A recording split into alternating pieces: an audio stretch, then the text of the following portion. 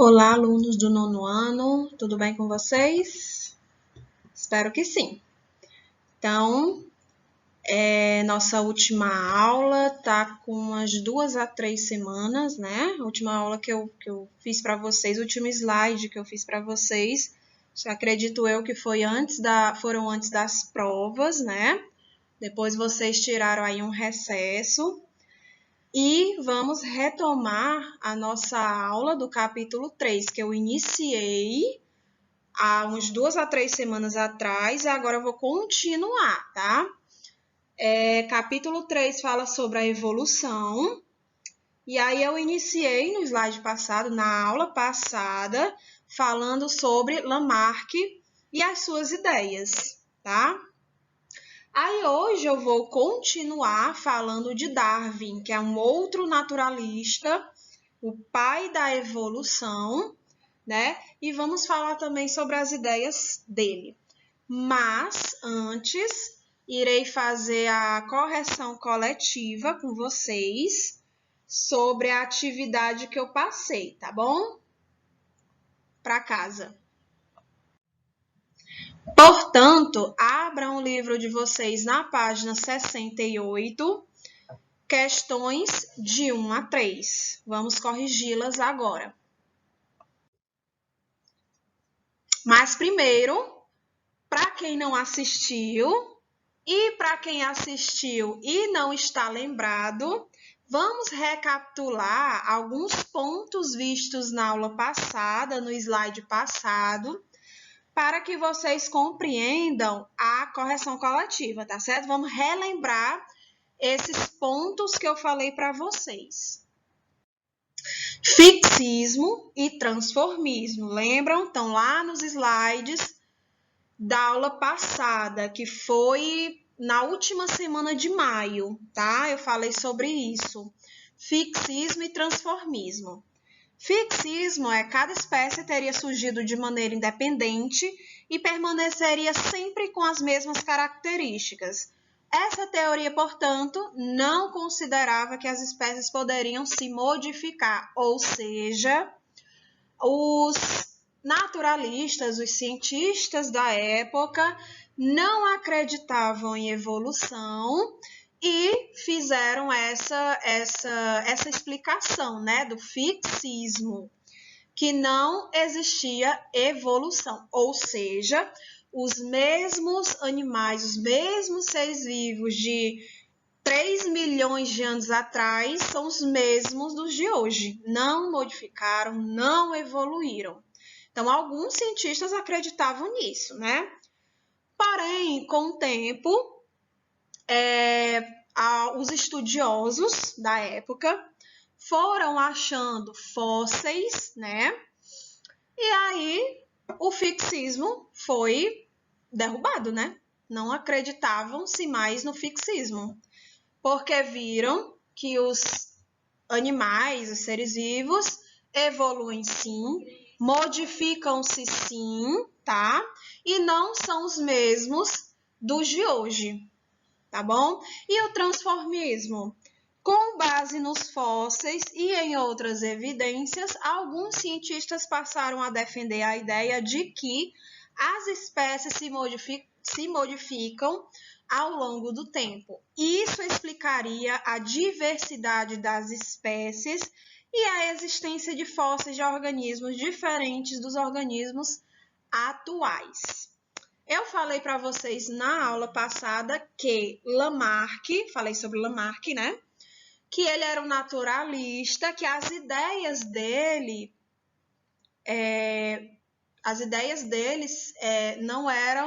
não concordavam com o fixismo, que ele acreditava sim na evolução e que ele falou sim que os seres vivos evoluíam, tá? Com a existência, claro, dos fósseis. Então, vamos à primeira questão que fala desse assunto, né, que eu recapitulei. Fósseis são restos ou vestígios de organismos que viveram há milhões de anos e foram preservados em sedimentos, ou seja, em rochas, né? Porque a descoberta de fósseis de espécies que não existem mais desafiou o fixismo, como eu acabei de falar, né? A existência de fósseis sugeria que os organismos diferentes dos atuais tinham habitado a Terra no passado, e o fixismo não acreditava na evolução. Com a descoberta dos fósseis, essa teoria foi derrubada, né? Ou seja, com a existência dos fósseis, foi comprovado sim que todo ser vivo sofre modificação ao longo do tempo. Claro que essa modificação, ela é gradual e ela é muito lenta, tá? Letra B. Qual é a importância dos fósseis para o estudo da evolução? A partir da observação dos fósseis, foi possível relacionar animais já extintos com animais que existem hoje, evidenciando que as espécies mudaram ao longo da história do tempo, ou seja, sofreram evolução, né? E é interessante a gente estudar os fósseis porque nós não conhecemos alguns animais que existiram há alguns milhões de anos atrás, né? E aí a gente passa a conhecê-los, a estudá-los, e não só os animais como a Terra, né? A Terra também se modificou de milhões de anos atrás até hoje. A Terra não é a mesma, ela se modificou e os animais também se modificaram. Os seres vivos, né, no caso. Segunda questão. Qual foi a contribuição de Lamarck para a teoria da evolução atual? Lamarck sugeriu um mecanismo para explicar a transformação das espécies, opondo-se às ideias fixistas de sua época. Ou seja, ele acreditava sim na evolução. Terceira questão. Sobre a lei de transmissão de características adquiridas, defendida por Lamarck, responda. Vamos recapitular essa ideia de Lamarck de novo, que eu falei para vocês na aula passada, no slide passado, né? Então, Lamarck defendia essa lei, né? Lei de transmissão de características adquiridas, e ele falava que os seres vivos que adquiriam uma certa característica durante a sua vida podiam transmitir essa característica surgida para os seus descendentes. Como eu citei de exemplo, foram as girafas, né? De pescoço longo e as girafas de pescoço curto. Quem assistiu minha aula já está lembrando, né? Então, ele dizia que as girafas de pescoço curto, elas forçavam tanto para poder pegar os alimentos no topo das árvores, que ao longo desse esforço, os seus pescoços iam aumentando de tamanho, né? E aí chegava a um ponto que os pescoços delas estavam bem longos, e essa característica era passada para os seus descendentes. Já nasciam girafas de pescoço longo, tá? Então, vamos lá. Recapitulei, né? Então, vamos responder.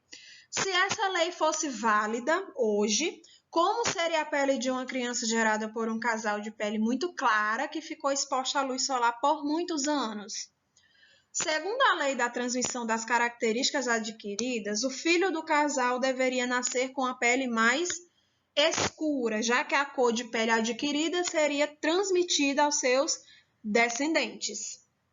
No caso, os pais pegariam sol, ficariam com a pele escura e aí gerariam descendentes de pele bronzeada, de pele escura, né? Segundo os pensamentos de Lamarck. Letra B. Explique, utilizando o mesmo exemplo, por que a lei da transmissão de características adquiridas não é válida. Essa lei não é válida porque somente os genes que estão nos gametas ou nas células germinativas são passadas para os filhos.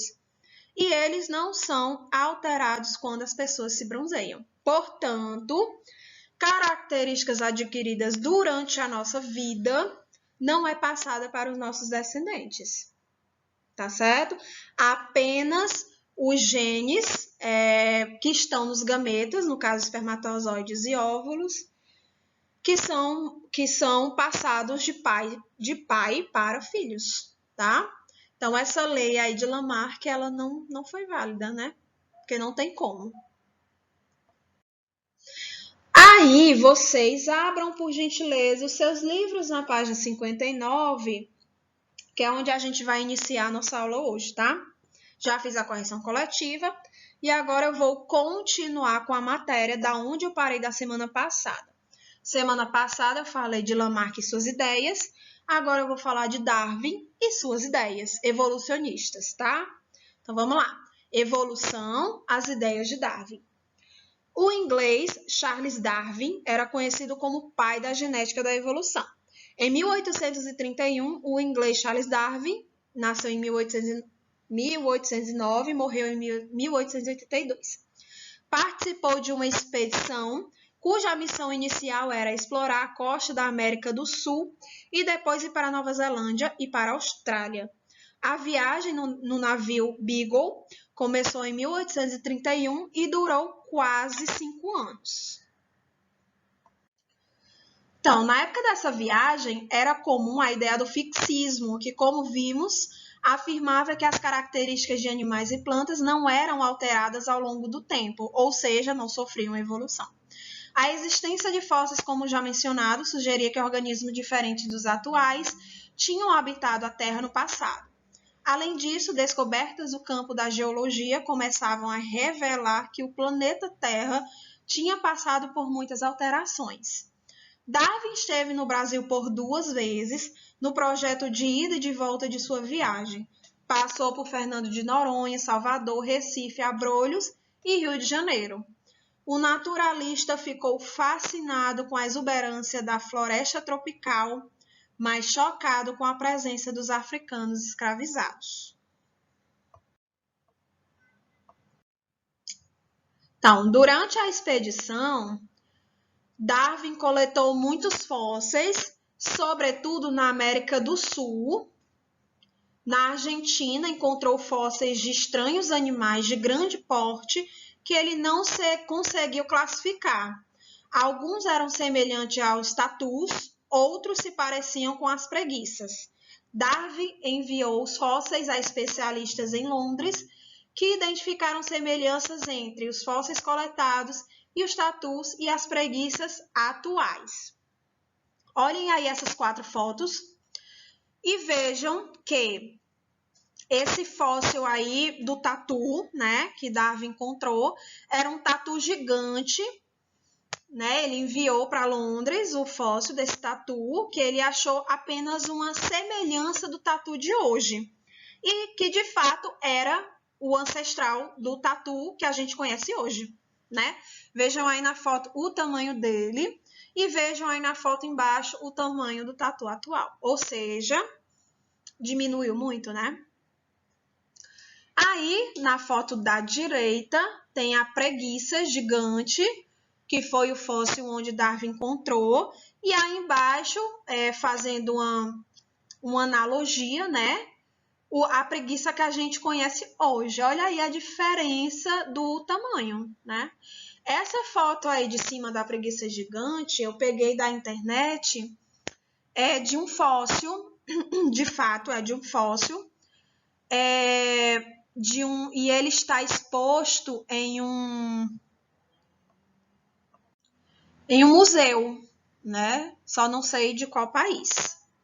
Só que aí, como vocês sabem, os fósseis eles não são encontrados todos os ossos, né? Então, os paleontólogos, os estudiosos, enfim, eles fizeram uma réplica, né?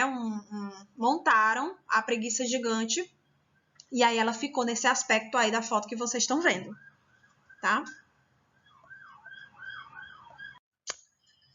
Darwin também esteve nas Ilhas Galápagos, um conjunto de ilhas no Oceano Pacífico. Lá ele observou vários animais que não existiam em outros lugares, como iguanas marinhas, tartarugas de grande porte e algumas espécies de aves que ficam conhecidos como tentilhões de Darwin. Essas aí que eu coloquei, né? São as mesmas que estão no livro de vocês. Essa ave aí de cima é a patola de pés azuis, né? Acho que não deu para ver muito bem os pés azuis dele, mas no livro de vocês dá para ver, tá? Essa foto aí, do lado do pássaro, não é um animal, né? É um cacto, que ele também registrou, né? Enfim. Aí, esse animal aqui embaixo, do lado direito, todo colorido, é uma iguana, né? Chamada de iguana marinha. E a famosa tartaruga gigante, né? Lá embaixo. E aqui tem os tentilhões, né? Que é uma espécie de ave que Darwin notou também lá nessa expedição que ele fez, né? As espécies do arquipélago teriam se originado de espécies provenientes do continente, o que explicaria a semelhança entre elas. Ao longo do tempo, essas espécies teriam se modificado e se adaptado às condições do ambiente de cada ilha. Por exemplo, o formato do bico estaria relacionado ao tipo de alimentação disponível no local ocupado por elas. Notem aí essas aves, né? Cada uma tem o bico diferente por conta da sua seu diversificado modo de alimentação, né?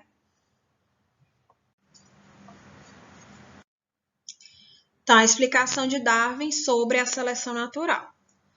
As características favoráveis tenderiam a ser preservadas e as desfavoráveis destruídas. Darwin chamou de seleção natural a preservação de variações favoráveis e a eliminação de variações desfavoráveis. Segundo ele, pelo lento e constante processo de seleção natural, ao longo das gerações, as espécies podem diversificar-se e tornar-se adaptadas ao meio em que vivem. No Polo Norte, por exemplo, um urso com boa cobertura de pelos está mais adaptada que um urso com poucos pelos. Então, Darwin concluiu que nem todo ser vivo que nasce consegue se reproduzir e chegar ao fim da vida, né? Considerando que os recursos são limitados na Terra, Darwin concluiu que nem todos os organismos que nascem conseguem sobreviver e se reproduzir. Os indivíduos com melhores oportunidades de sobrevivência seriam aqueles com características apropriadas para conseguir recursos e enfrentar as condições desfavoráveis de seu ambiente. Esses indivíduos teriam maior probabilidade de se reproduzir e gerar descendentes férteis. Aqui temos um exemplo de seleção natural, né? Eu peguei uma imagem parecida com a do livro de vocês, que está na página 65.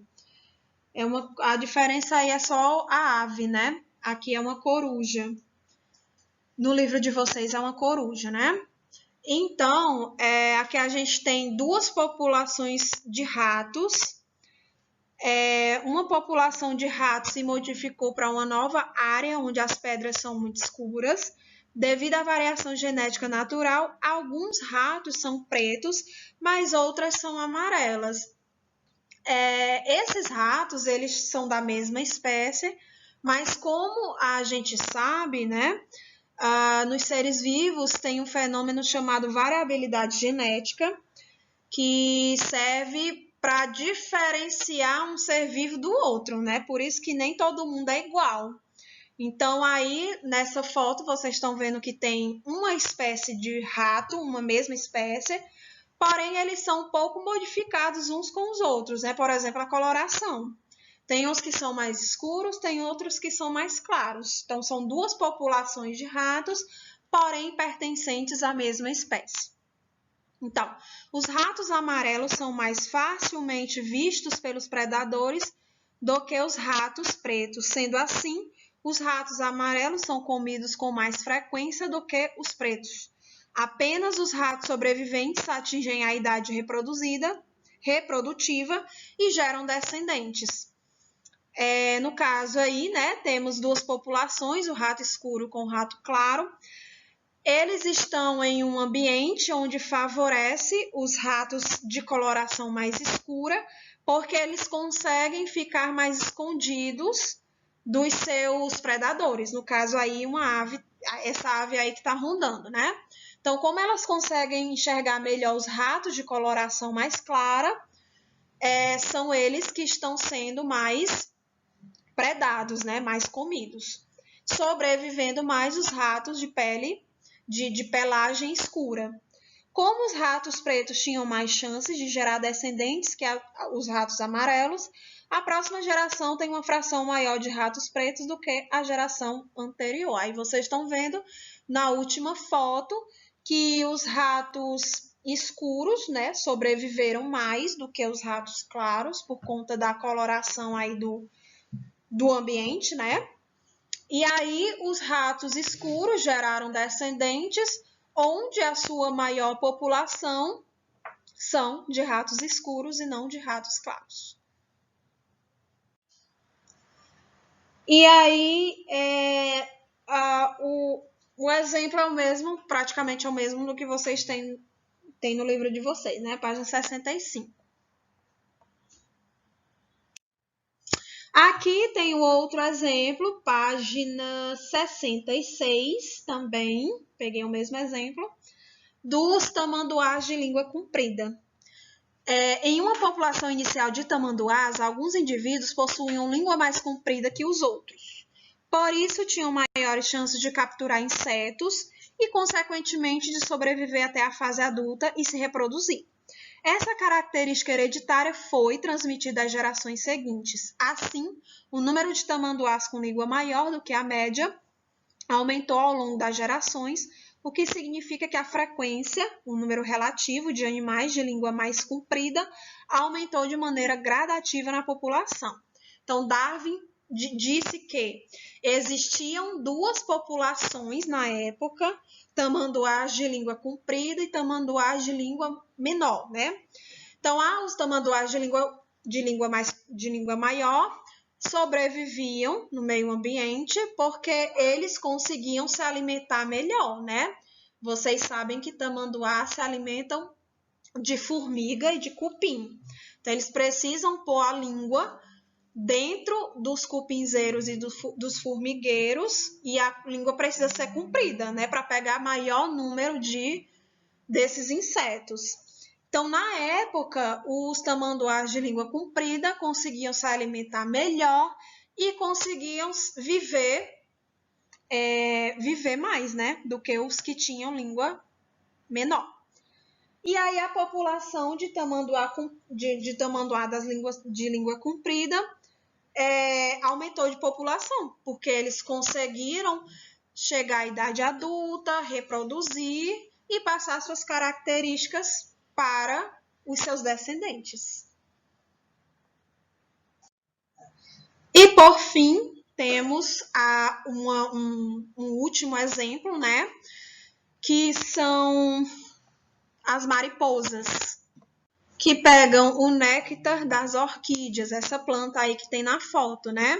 Então, a partir de seus estudos e observando essa orquídea, Darwin imaginou que deveria existir um inseto que tivesse uma estrutura bucal suficientemente longa para alcançar o néctar dessa flor. Só depois de algum tempo, a mariposa que se alimenta do néctar dessa orquídea foi encontrada e descrita. Nesse caso, a ideia da seleção natural foi capaz de prever as características e a possível existência de um animal ainda não descoberto. Então, esse animal aí, né, que vocês estão vendo aí na foto, que é a mariposa, ele é um animal que está sobrevivendo ao ambiente porque tem características desejáveis para se alimentar, né? E chegamos a mais um final de aula sobre o capítulo 3, que, por sinal, eu já finalizei também o capítulo sobre a evolução, né? Falei para vocês sobre Darwin, Lamarck. Quem não assistiu a minha aula a última aula, o último vídeo aula, por favor, assista para que vocês consigam compreender essa aula de hoje, tá certo? Ela é muito importante porque abrange o capítulo 3 todinho, a aula passada e essa, tá bom? Até para vocês fazerem a atividade também, que eu vou passar, ok? Então, até a próxima aula.